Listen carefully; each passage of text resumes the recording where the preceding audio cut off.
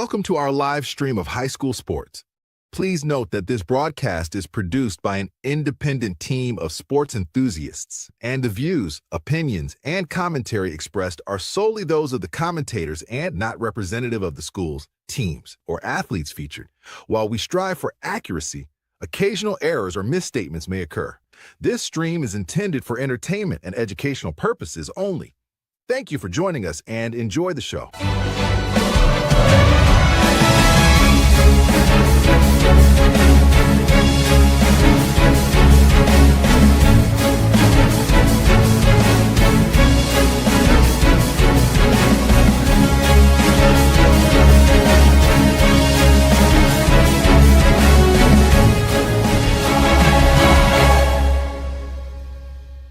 Yeah, come on, let's go.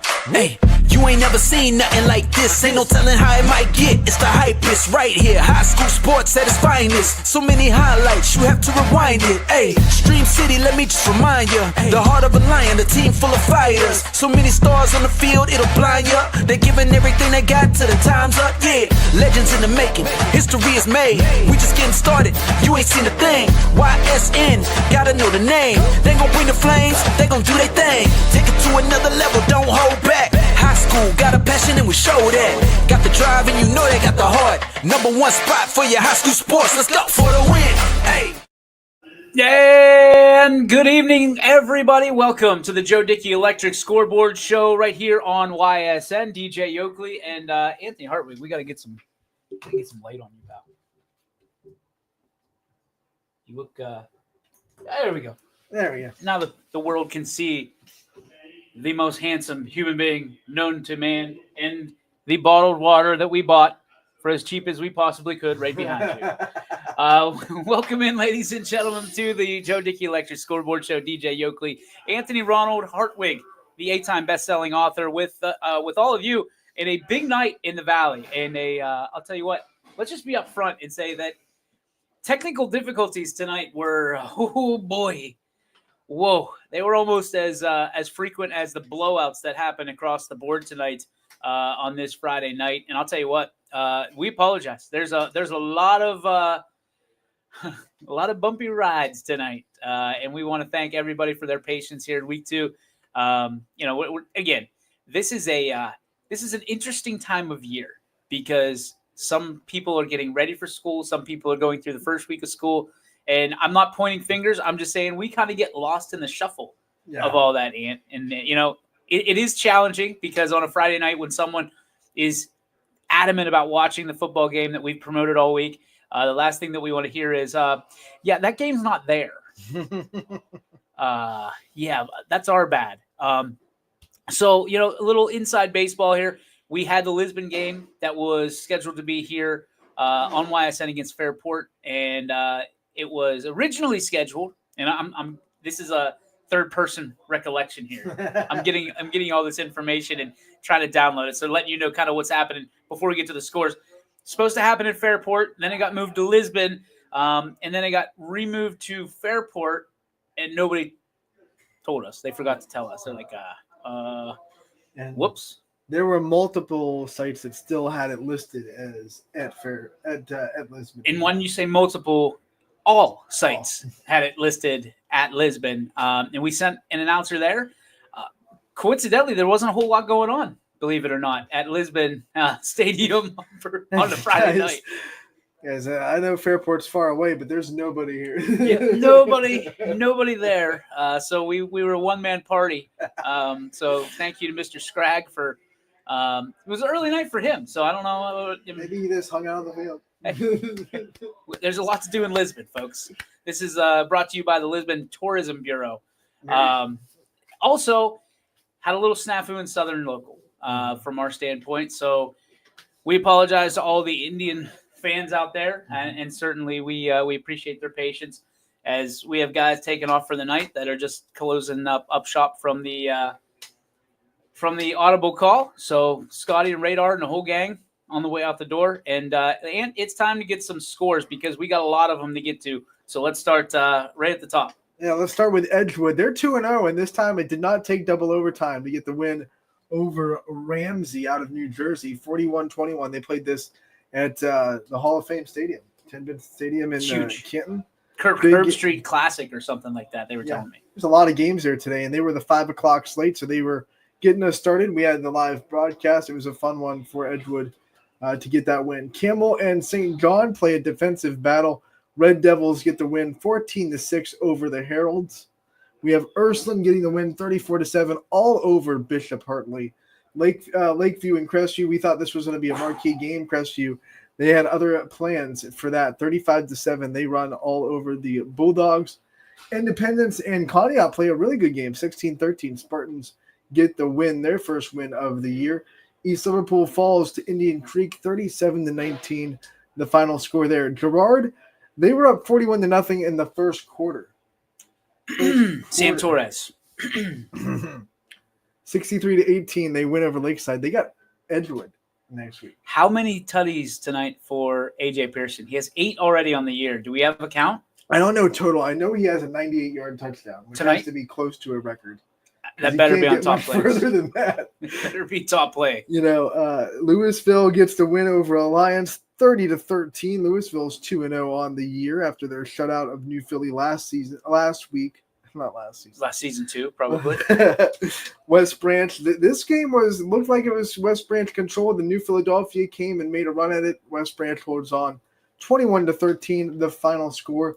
Liberty's defense so far unscored upon. They get the shutout over Niles 35-0 to go 2-0 on the season.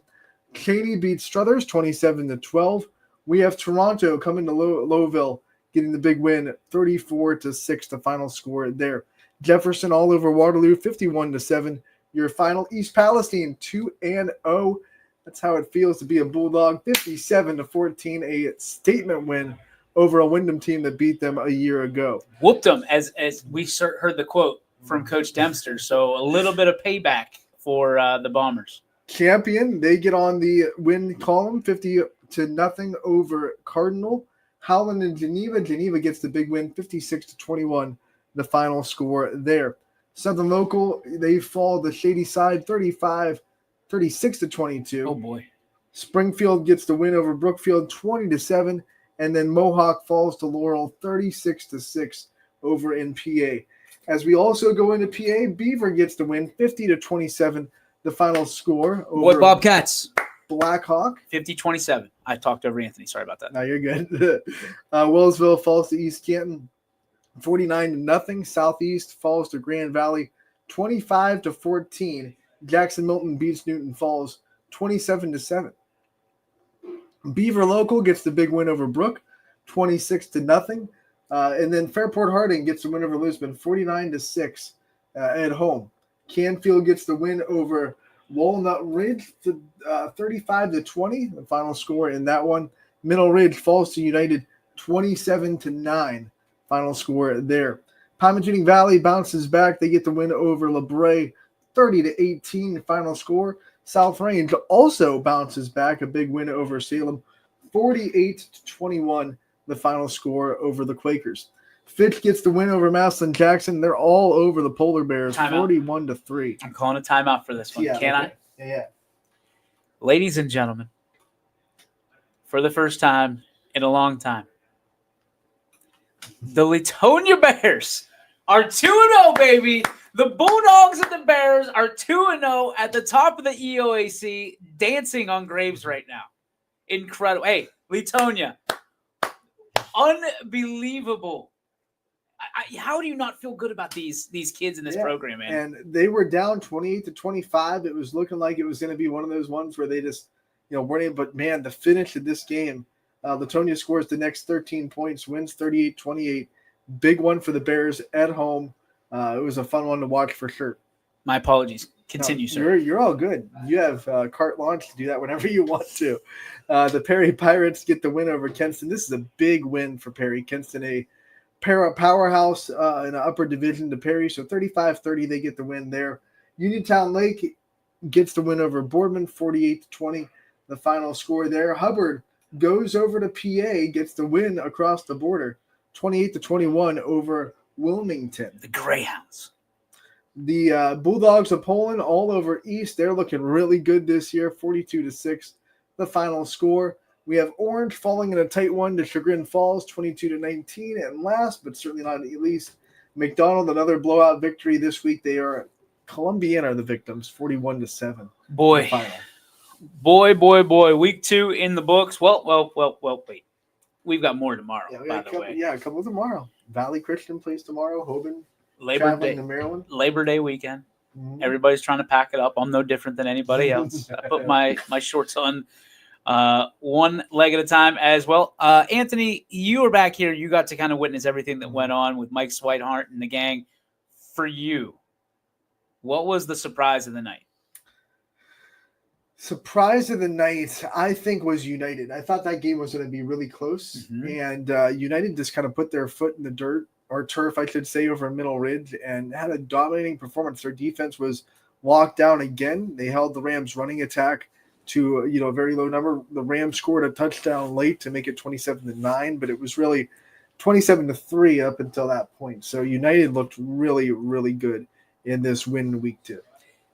Who was the how do I put this? Who was the game that you thought they had it the entire way from pillar to post that wasn't necessarily United? Sorry, that was kind of a double question. Gerard. I mean, we blinked and that one was 31-0. That's incredible. And then it was 41-0 when we blinked again. You think they were running replay of zone coverage and Sam Torres talking about how it was the I mean, if you haven't a chance to check that out, make sure you do, because that as Anthony dies right before our very eyes, Sam's already in the chat. And he's like, "Oh, the user that you're used to talking to is no longer exists." Sam's just like, "Go into it next week, boys." Yeah, and then it's fun because you have a guy like Greg McAfee who's just all around knowledgeable on that show. Then you have Sam, who's 100% Ashtabula, and then you have Columbiana County bumpkin over here, and then you add Rob Johnson and all that stuff, and now our guest, the voice of God himself. Ladies and gentlemen, welcome back to Zone Coverage. Here's DJ Yoakley, Sam Torres, and the other guy. Pretty much what happened the other night. Kind of crazy. He gets to decide who gets pitched to out of the break. I guess DJ's talking now. Well, Rob told me, he goes, "I feel so bad I blanked on Greg's name." And I'm like,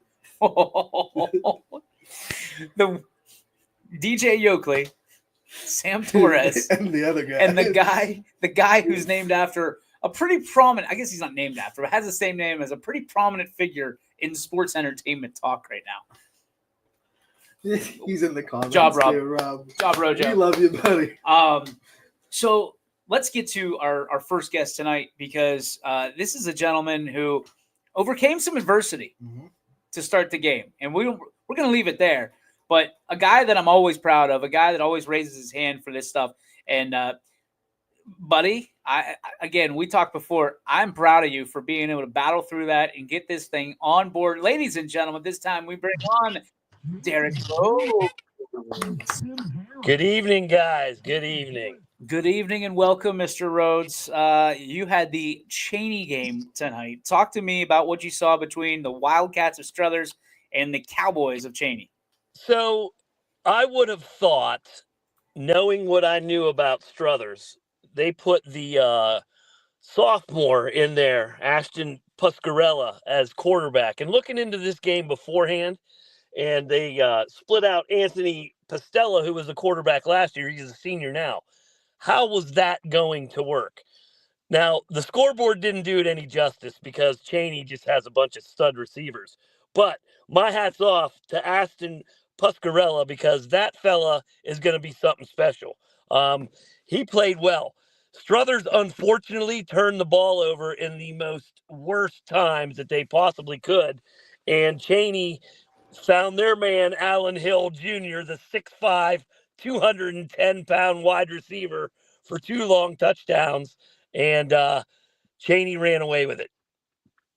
So from your standpoint, I mean, obviously there's a lot of hubbub around this season for Cheney and for East. When you were there, did you feel like, I mean, what was the atmosphere like? Were there people that were, excited? Was it a normal atmosphere? I mean, I don't think people. It's like going to a funeral, necessarily. But you know what I'm trying to get at? Like, I just don't know what to expect. Yeah, and our man Tom Otto, the Cheney grad and the Struthers baseball coach now, was with me tonight, and he was getting a little emotional, talking about all the tradition and all the history, and the Cheney fans were there. They did a great job of representing, no doubt. But yeah, it is sort of like a big question mark. How's this going to be moving forward? But I think the Cheney folks want to put one in the books for the final year and make sure that they're remembered. Derek, I'm still stuck at 6'5", 210 pounds. Like that's Yeah. that's And they've got another kid, Alex Hill. He's 6'5", 218. Jeez. Yeah. Give me a break. I mean, they should just be chucking it all over the place. Do they just know? They just know when you're coming? Because, I mean, I'm still having nightmares of that United line that you listed off last week. Right. I know, right? Oh, and by the way, whoever produced that and having Coach Hake after me last week, that was genius. Genius. That just kind of fell together, pal. And, and him eating ice cream was the highlight of a lot of our nights on last Friday night. But I mean, interestingly enough. Yeah, all right, and let's not sell short either. Dwayne Thompson Jr., the running back for Cheney, that fella's a stud too. I mean, I'm actually, after seeing East last week, I can't believe Poland handled them the way they did this week. So Poland must be something special, because I thought that East team was good. I think Cheney is a step above them even. Should we just keep going with East and Cheney and saying it's the last year for, to kind of pull the wool over everybody's eyes, because they're playing great ball right now, both teams. I mean, obviously a tough loss to Poland, but I mean, this might be the best we've seen both of these squads play since they've been back. Yes, absolutely. I agree. And I was lucky enough to see them both early on. They're going to be fun going down the stretch. There's no doubt about it. Straight athletes on both of those teams. All right, so you've been able to see both of these. We haven't necessarily, except on tape. You've seen them live. When they combine next year, what kind of expectations do you have for that squad? So that's a great question. Me and Tom were talking earlier. So they're both Division III schools, right? Does the Youngstown Unified, are they Division I? I don't. I would assume Division II, because you think about all those. But it's anybody's guess, right? Right. And so it's going to do a lot with where they fall. In a Division I, there'll be run of the mill. But if they're a Division II school, oh boy, watch out. Yeah, and when you talk about locally, I don't care what, locally, the teams that are here in the area, Division I or II, I don't know if there's anyone that could stack against that roster. I don't know how you would defend two receivers that are both 6'5", pushing 210. It's ridiculous, and they got speed too. I mean, another fella tonight that made defensive plays all over the place was Tizell White. This guy has a nose for the football. Yeah, Cheney's good. They're going to be fun. It's a perfect segue, because I was going to ask about Cheney's defense, because we're sitting here talking about all the weapons they have on offense, but their defense played really well. What did you see from them on that side of the ball? They jump routes. Their defensive backs are quick. The quarterback, Nickel, is also a defensive back along with Tizell White. They jumped routes all night tonight, got a couple interceptions, and they're tough. Up front, they've got a couple linebackers that love to hit people. They can be a problem. I really think they can be a problem. Last question I have for you before we move on, Mr. Rhodes, is just from your standpoint, why is it so important? And this isn't a testimony, just from your standpoint, why is it so incredibly important that you kind of float around for us and see all this great high school football talent on a weekly basis instead of sticking to your beloved United Eagles or the beloved Salem Quakers? Well,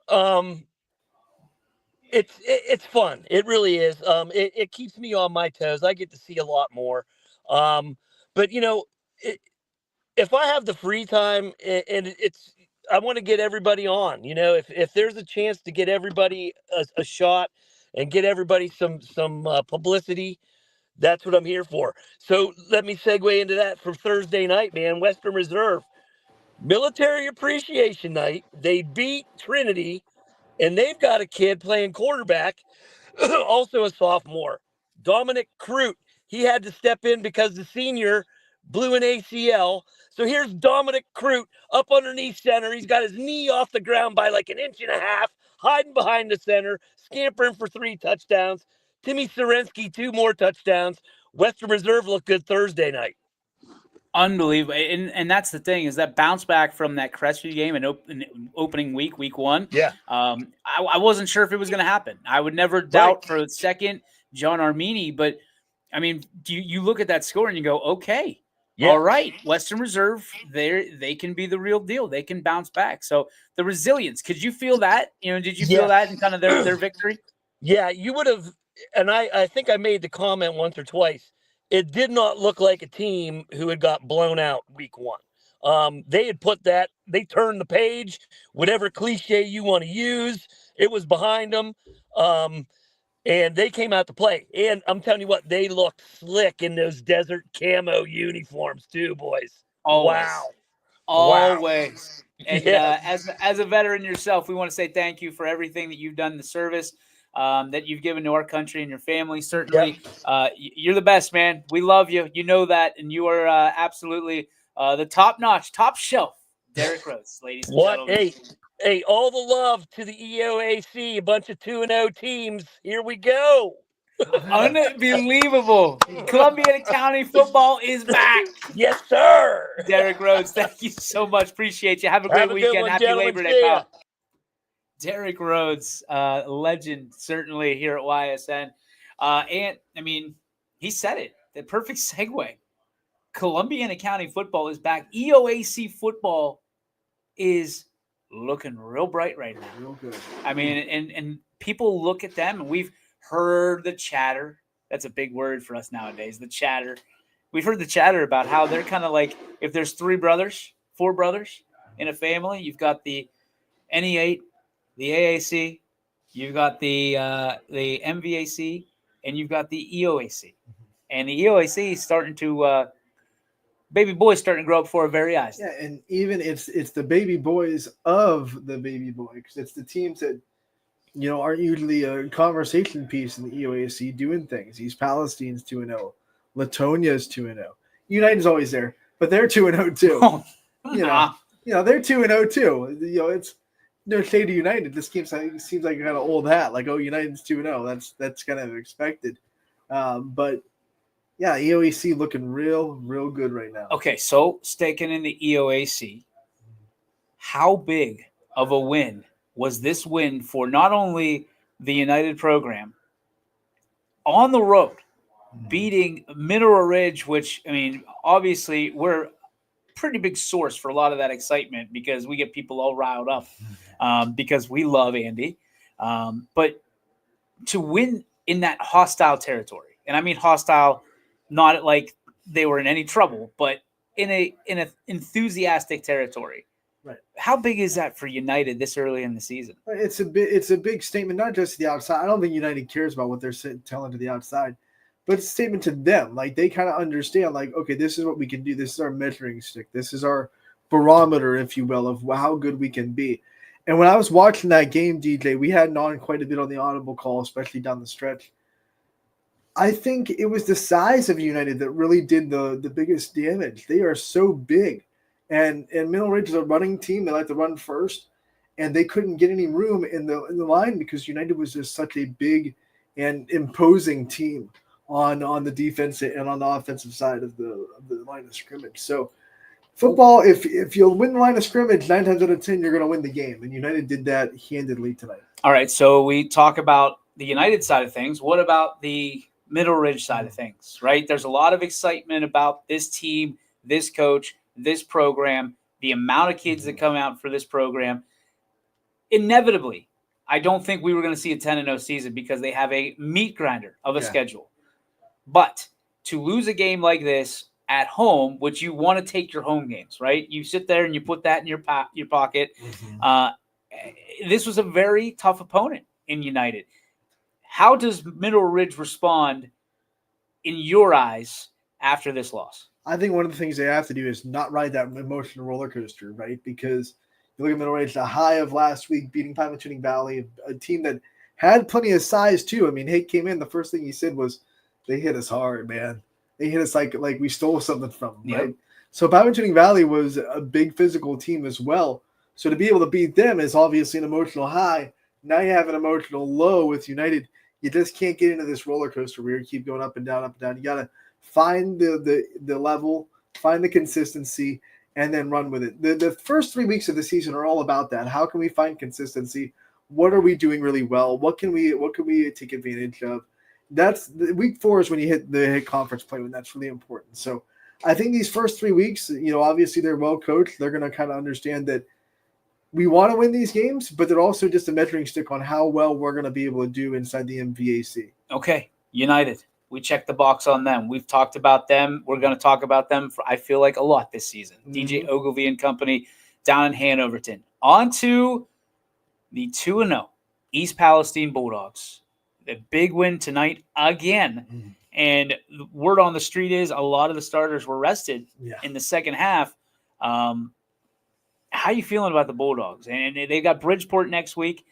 How do you feel about them potentially being 3-0 going into conference play, as my buddy Dave Kibler says? I don't want to throw shade at Bridgeport, but I think that's a team that East Palestine has even beaten in the past. So I think the chances of them going 3-0 are pretty good right now.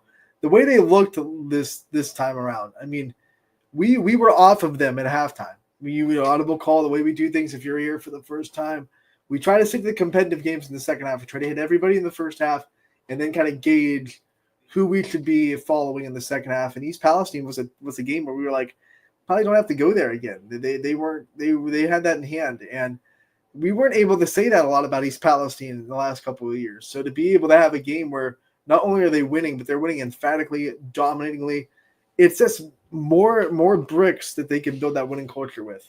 And more confidence. Sticking to that EOAC, the Latonia Football Bears are 2-0 on a comeback win, nonetheless. Nick Safara on the way here from Canfield sends me meme winner chicken dinner. And I the thing that I love about this job, the thing I love about this gig, and it's not about me, but like you can get excited because we talked about after they were 1-0, we celebrated. We had them on the show. And we celebrated it. And by golly, what did we do? They're 2-0. Now we're potentially talking about a 3-0 Latonia Bear football team that is dangerous. I mean, they didn't win a game for 30-some games, Anthony. And you're talking about almost 4 years of football. They didn't, and now they've won back-to-back to start the 2025 season. I know he's my friend, but Nick Safara needs a raise. Nick Safara needs a raise. Whoever needs to hear that, and good for Coach Aldermere for being able to get that. I think that the first, it's going to sound crazy, you went to get that first one, right? You traveled the 7 seas to get that first game against Van Loo, and now you come back and you play a Matthews team that has some history to them. They've got some swagoo to them, and now you get a victory, a comeback victory. What does confidence do for the Latonia Bears? Well, yeah, and this was like a confidence builder in the sense that there was adversity in this game. Like they had to make plays to win. Week 1, they had a handle. Like the only adversity they had was they fumbled on the kickoff. After that, it was like, okay, we got this. We scored on the first play after that. First offensive play, they scored a touchdown. I think they understood last week they had that under wraps in a hurry. But this week, there was legit adversity. They had to go and make plays in the fourth quarter to win that game. And those are plays that Latonia teams in the past probably don't make. This team's different. This team knows they can win. They believe in themselves, and they have the ability to go make those plays. There are a lot of good teams that are good programs that don't make game-winning plays down the stretch. So to see Latonia win a game like that, win 2 different ways, win in a dominating fashion, and then win a close game where they have to finish down the stretch was really cool. Now you start to say, Well, there's not a type of game that Latonia can't win. They can win close games. They can win blowouts. What can't they do at this point? How many teams in that conference, the EOAC, are looking around right now and going, what just happened? Right. United, you said, they're always there seemingly. Mm-hmm. You look at Wellsville and Columbiana, who tough starts to the season, and you look up at the top of the standings, you look at the top of the totem pole, and they're the Bulldogs and the Bears hanging out with the Eagles. What do you think if you're 0-2 to start the season? And obviously we haven't started conference play, and we won't for 2 weeks, but I mean, if you are in the situation, and Valley could, hopefully they get a win tomorrow, they get back on that, but what do you do if you don't, and you're looking up, week 3, week 4, what do you do? Is it wave the white flag time? No, I don't think so. I'm trying to be that guy. I think honestly, if I'm sitting on the other side of the sideline for the EOAC, like if I'm a Columbiana or a Southern or a insert team there, I'm blanking on Lisbon, teams that kind of have had Latonia's number, and I'd be like, okay, but you haven't played us yet. That'd be the attitude. But you have a game. You look at Lisbon, right? I thought this was a winnable game going into Fairport, or what it should have been home at Fairport. But anyway, it was. You look at that and you go, okay, what is happening? Right. Well, it's just whoever is on the other sideline.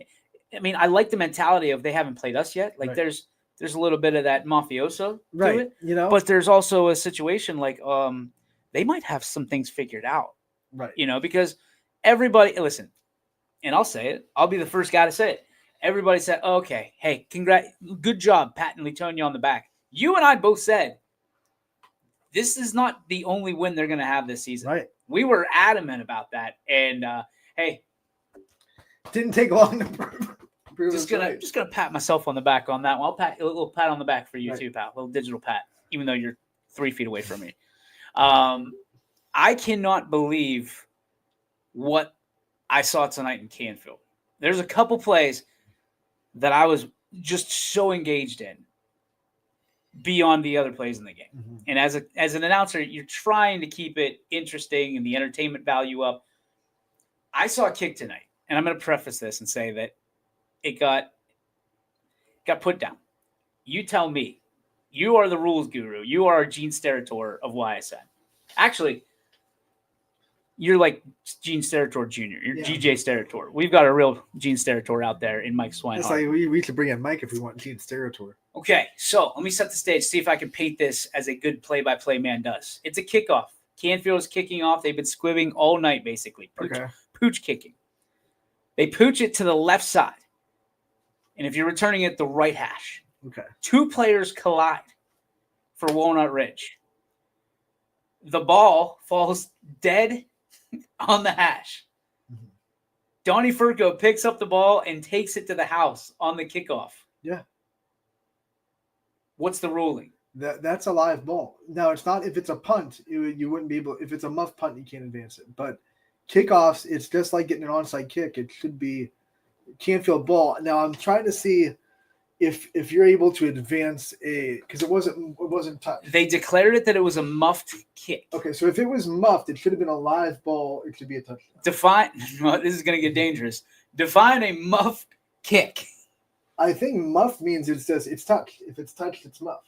Okay, so what's the difference between a fumble and a muffed possession? Fumble is help us in the comment section. By the way, fumble is you have possession of it, and then it gets stripped from you. So if it hits off somebody's back, clear possession of the ball. But then you can advance a fumble.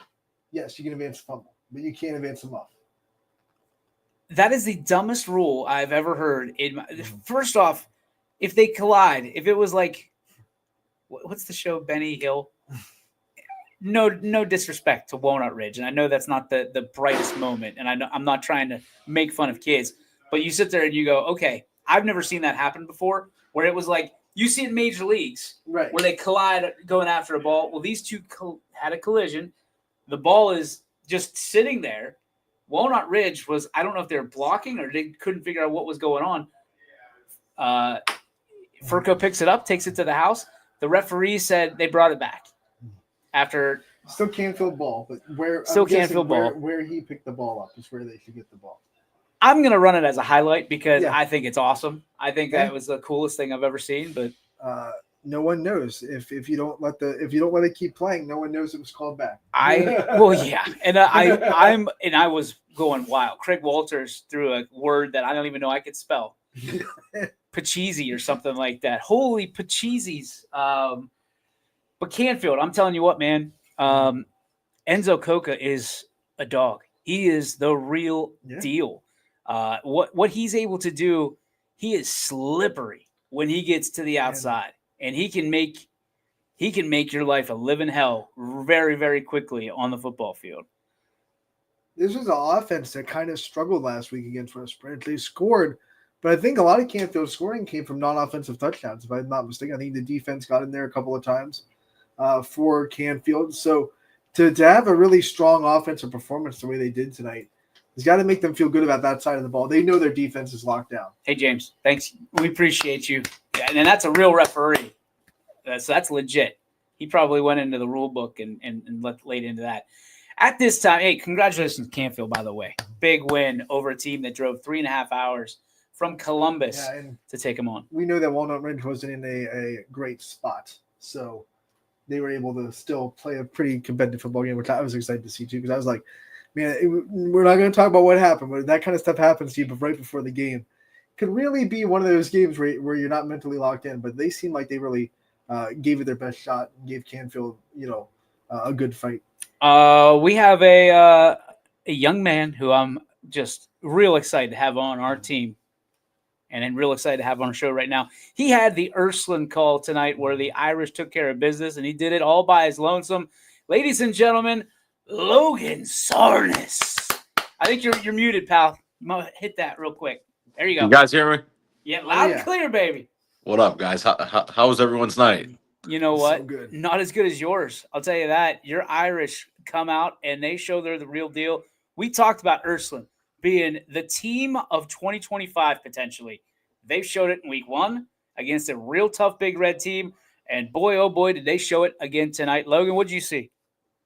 I mean, like, as bad as I want to talk about how good like every player was out on that team, you can't even name like one player. You look at offense and defense, everybody that's out on that field playing for Ursuline is a great player. And Ursuline started slow, but I mean, second quarter they picked it up. It was, I mean, they scored in the first quarter, which is normal for Ursuline. Second quarter was, I mean, halfway through, they block a field goal, Hartley. So, I mean, 6-0. But, I mean, like 3:58 left, Ursuline scores. Then they get the ball back. They score again. They kick an onside, get the ball back. They score again. They were firing on all cylinders all night, and their defense, varsity defense, pitched a shutout, like Coach Reardon said in his interview. And, I mean, I'm speechless, like, seeing how good this team played and how early in the season it is. And I think Ursuline's going to be the top team to beat in Division III for sure. I don't disagree with that at all, man. So when you're thinking about the potential of this team, I know we're only 2 weeks in. Do you think this team's got a championship type run in them? And forgive me, I know that you know this team very well. You've got a lot of close relationships, both on the staff and on the field. But for when you know these guys better than most. You're the pundit, and there's a reason you're chasing Ursuline. Do these guys have the heart that it takes to be potentially a state champion? I mean, if I look at their captains, I mean, the 4 captains that were voted on, because for Ursuline, your captains are voted by your peers. The captains this year that were voted were Carter Rudzik, AJ Snyder, Kevin Boudre, and Drake Campbell. Not knowing that those guys were captains, and I was just a fan watching Ursuline, those are the 4 guys on the field that you see that lead that team. And being on that team at some point in my life, I saw how those guys were as freshmen and sophomores, and those guys are, wow. I mean, they're great football players. They're great young men. They're great leaders. And I feel like something that Coach Reardon preaches and that this senior class takes serious is they're a great practice team. And it showed these last 2 weeks. I mean, okay, Hartley hasn't had the best of years lately, but I mean, going into last week, beating Steubenville by 30 at Steubenville is something unheard of. Nobody, I think, has ever done that in a while. So I think this Ursuline team, they're special. They got a great group of seniors. They got great young guys like Ethan Sandusky's a name I called early, and that kid's a sophomore, and he's that good. And then George Camuso, a quarterback, he's only a sophomore. So I mean, it's a good young team, but with really great older leaders. So it's a great team all around. Logan, this Ursuline team, they've had really good players in the past, but this feels a little bit different. This feels like there's something special in this team. If you had to kind of sorry, you still there? Can you hear me? Can you hear me? Hello, can you hear me? Hold on. I can hear Hold you. on. You good? You good?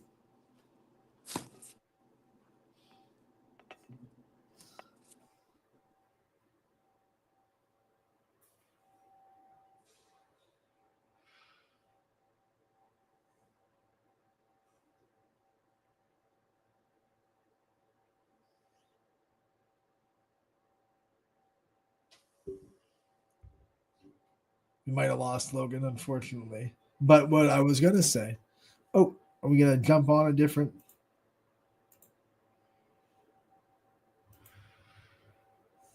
That isn't working either. Internet, right? Internet. You there? All right, I'm back. Can you hear me? Yep. Yep, we're good. You hear me? Yeah, I hear you. All right. So what were you saying? I didn't hear that Awesome. first question. We got it. So what I wanted to know is Ursuline has had plenty of really good players in the past. They've been special before. Something feels different about this team. Something feels like there's just a little bit more specialty in this group of players. If you had to kind of put your finger on what's making this team so special right now, what do you think it'd be? I think it's just a lot of, I mean, as freshmen, like this senior class, I'm going to go back to their freshman year. It was my sophomore year.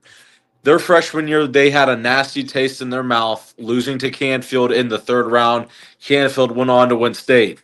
Their sophomore year, they lost in the regional final to Chardon. That left a terrible taste in their mouth. Last year, losing to Toledo Central in the state semis by 1 point. I think this team's on a mission, and that mission's going to end only one way, and that's going to end with them ending their season in Canton with that state championship trophy. Because I know that's something Coach Reardon preaches, and I know that's something my freshman year I got to get that taste of being at state, and I unfortunately did not get to win. But this senior class, they've got to see what it takes to win and be a great team, and I think they're putting all the pieces together that they've gathered. And I think this is the year that Ursuline gets that fifth state title in. I wouldn't be surprised if it's an undefeated season because Ursuline is going to be an issue this year. And one game I'm excited to watch is Ursuline versus Walsh Jesuit because we got to see that last year, and that was week 1. And you're going to get both those teams later on in the season when everything's clicking. That's going to be a great matchup across the state of Ohio, not just for the area, but the entire state. And I think this Ursuline squad is the one that's going to win it, and I think that's this year. We are definitely rooting for that, and there's a long way to go before we get to, Canton and talking about state. But if you had to pick like one thing that would be in the way of Ursuline, one team or one thing that you think they need to get a little bit better at, what do you think is that one thing that if they take that next step, then it's Canton or bust? I think, one team and something that's going to get in their way. One team I think that will get in their way is Walsh Jesuit in the regular season is going to be a really tough opponent. Facing off against them is going to be difficult. I think a team that will get in their way in the playoffs on their road to state is going to be Bishop Watterson. That's a team that's returning a lot of great players, especially their quarterback. So if Ursuline can, one thing I think Ursuline can fix that will benefit that team a great amount would be tonight they started the game real slow. If they could start these games like they did in the second quarter, it's going to be over by the time you're going into halftime. They were up 27-0 today going into halftime. That's with only scoring 7 points in the first quarter. They scored 20 unanswered in the second quarter. So, they start every game like they did in that second quarter. It's lights out for any team playing Ursuline, I'll tell you that. All right, peek behind the curtain here, YSN. We try not to put people alone in the booth for football. It's very hard to do solo. You were solo tonight, buddy. Take us through that. Like, it is not easy to run a camera, talk about the game, run the scoreboard all by yourself. What was it like? What was it like doing that for you? It was your second game with the team. I mean, like you said, second week on the job, and I was out there up in the press box. I got everything set up, and I was like, all right, it's going to be, I was excited because I know this Ursuline team. So I knew I was going to be able to get, I was going to have good chemistry with myself, knowing who the players are and all that. And I found out, right when kickoff started, I was riding solo the whole night. So I was like, all right, we're going to make it work. But I mean, operating the camera, the scoreboard, and then just being myself up there, because I had to do color commentary, I had to do play-by-play. And for me, I love electric plays. I love big plays on both sides of the ball. And tonight, there were a ton of them. But I also got carried away seeing those electric plays. I forgot to move the camera, so the camera didn't catch as many of those plays. It was a lot of fun watching. It was stressful, but I mean, I learned a lot tonight just from it, learning how to be more aware of what the camera needs and being aware of the scoreboard. Because I mean, life throws challenges at you, and tonight was a challenge, and I had to face it head on by myself because the people at home want to watch football just as much as we do. So I got to make sure I'm doing my job to make sure they're able to watch not only a great game but have people calling a great game. Cuzzy, don't worry about that. We've all been in your shoes before, certainly, and you did an awesome job. I'm proud of you, and I told you that. I appreciate one of those that. things. It doesn't, buddy. Don't sweat it. Hey, we'll give them their money back, right? We'll give them their money back. That's what I always say. You want a refund? We'll give you your money back from that standpoint. And I mean, I saw people were saying it was like I was doing this, I was doing that. And my buddy was 2 booths over working the scoreboard, and he's telling me about this. He's like, it's easy to say all this, but it's like you don't have a second guy working with you. No, and that's on us. Honestly, that's a grenade that I'll lay on all day. He's gone. There he's back. I thought you were like a mic drop moment right there, Luke. Hold on. I'm losing you guys again. Okay. I'm losing you guys again. Give me 1 minute. Don't worry about it. We'll welcome to live broadcasting, right? Yeah, I mean, it's one of those situations, where you look at this and you go, oh, there's Logan. All right, he's back. One thing we're getting fixed next week is the Wi-Fi. I'll tell you that much. Atta baby. We appreciate it. Logan, I mean, again, not to dive too deep into it, but it's a situation where he's gone again. This stupid sack of subs Wi-Fi. You're good, Logan. Don't worry about it, pal. Ladies and gentlemen, Logan Sarnes. He did a great job, man. That's a way to exit, right? That's how you exit. That's here. There's your mic. There we go. That's how you exit. That's how you exit. Right? That's beauty, Anthony. Weird, absolute mess right now. Let's get to the scoreboard. We want to thank Logan Sarnes. We want to thank Derek Rhodes for hopping on the show tonight. Let's get to the scoreboard and get the hell out of here, because it's been a long week, pal. All these scores, by the way, can be found at ysnlive.com/scores, and it is brought to you by Burnett Pools, Spas, and Hot Tubs. We'll start at the top with Columbian and McDonald. McDonald all over the Clippers, back-to-back blowout wins for the Blue Devils, 41-7. They get it done. Orange falls in a thriller with Chagrin Falls, 22-19. For that, we have East falling to Poland, 42-6, the final score there. Hubbard goes across the border and gets the win in Wilmington, 28-21, the final score. Eagles 2-0 on the year. Perry gets the win over Kenston, 35-30, a big powerhouse win for Perry. Those are two teams that are usually in regional finals when playoffs come around. Uniontown Lake gets the win over Boardman, 48-20 on the road. Fitch at home all over Massillon Jackson, 41-3, the final score there. The Latonia Bears, 2-0 if you're just tuning in, 38-28, they get the win over Matthews. Pinatuning Valley bounces back with a win over LeBray, 30-18, the final score there. South Range also bouncing back with a win over Salem, 48-21, the final. United gets the win over Middle Ridge, 27-9. Canfield gets the win over Walnut Ridge 35-20. Beaver Local gets the shutout over Brook 26-0. And Lisbon falls to Fairport Harding 49-6. Grand Valley gets the win on the road in Ravenna Southeast 25-14. The final score there. Jackson Milton is 2-0. They get the win over Newton Falls 27-7. The final. East Canton beats Wellsville 49-0. And Beaver gets the win over Blackhawk over in PA 50-27. Springfield got the win over Brookfield tonight, 20-7. The final score there. The Tigers bounced back from their tough loss in Week 1. Southern falls to Shadyside, 36-22. The final. Champion has a big win over Middlefield Cardinal, 50-0. The final score in that one. Geneva also lights up the scoreboard in Howland, 56-21 over the Tigers.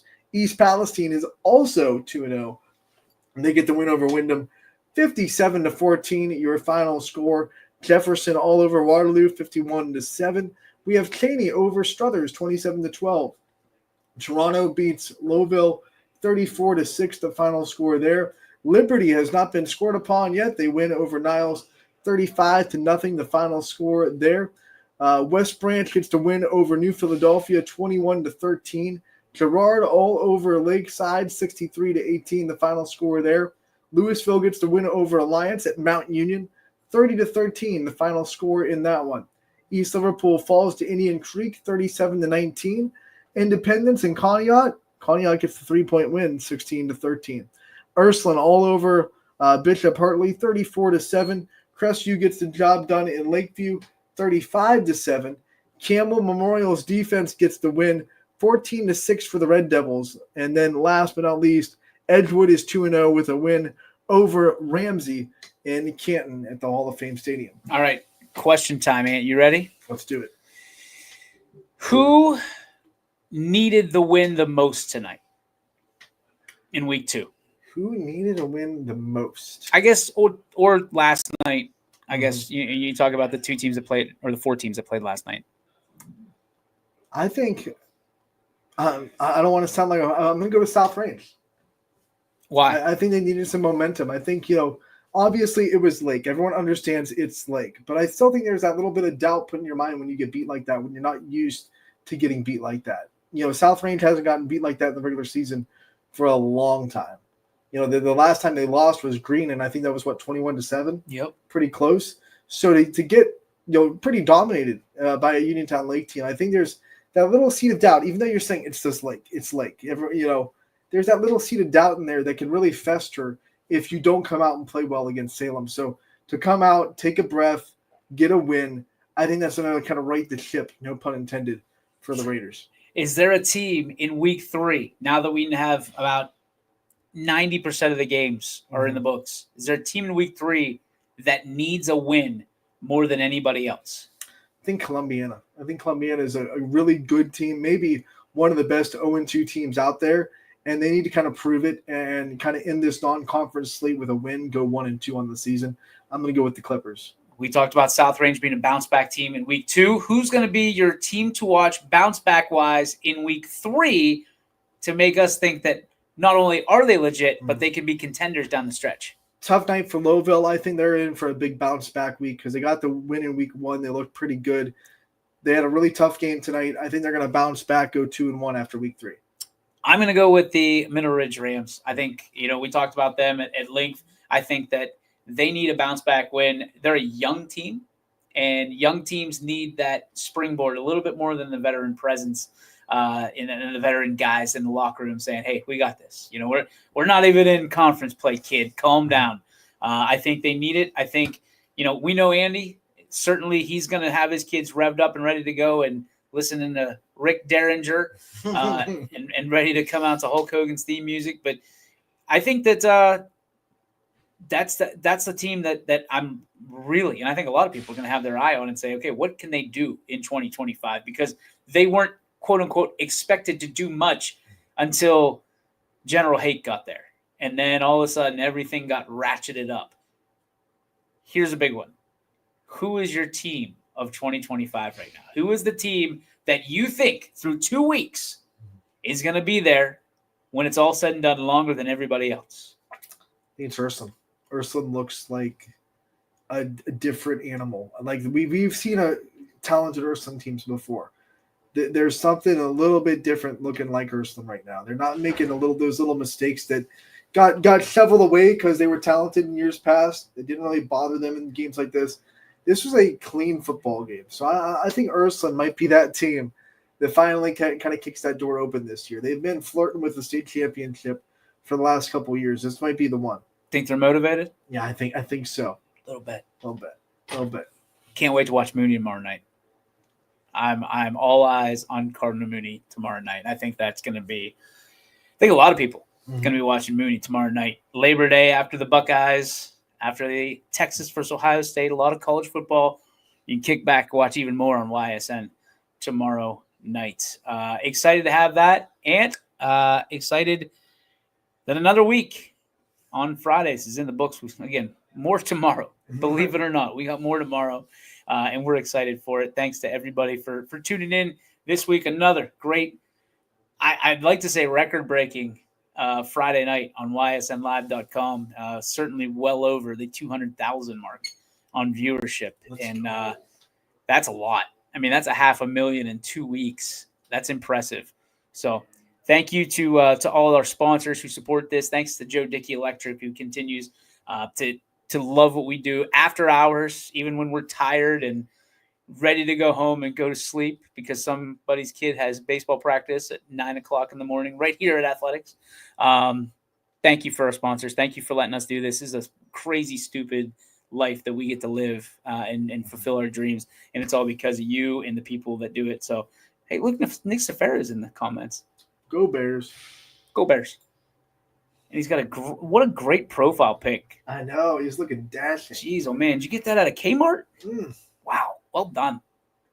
$19.99. Well spent, Nick. Good job. Internet is a devil. Well, apparently typing is too, Rob. Rob is not. Wow. Rob had an interesting night.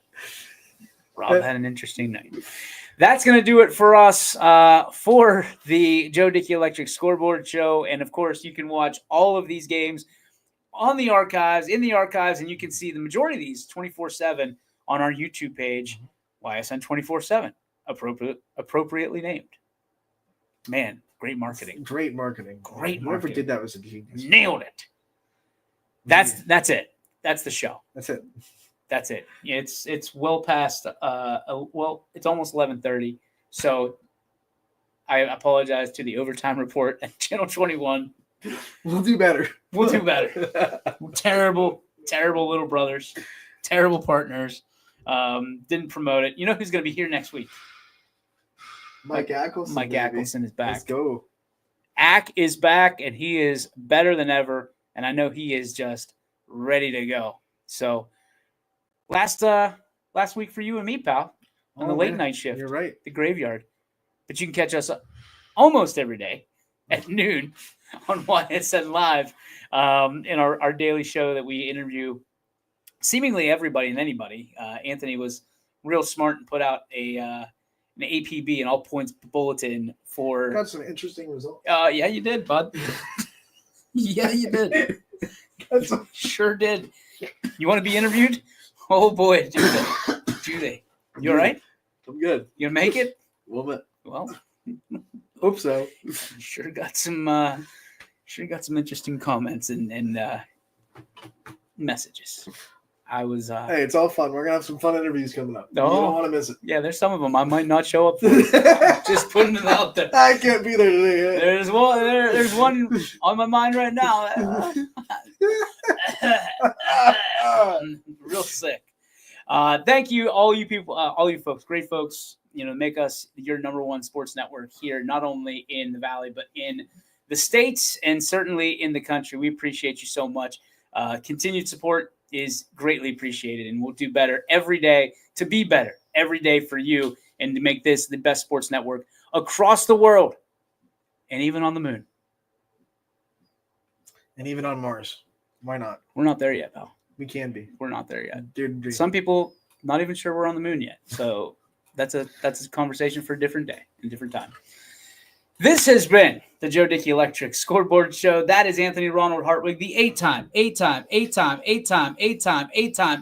eight-time best-selling author and world traveler. My name is DJ Yoakley. It will be tomorrow as well. I will see you around about right here on YSN. Good night, everybody. YSN thanks you for watching this presentation of your sports network. For stories, stats, and more, go to ysnlive.com.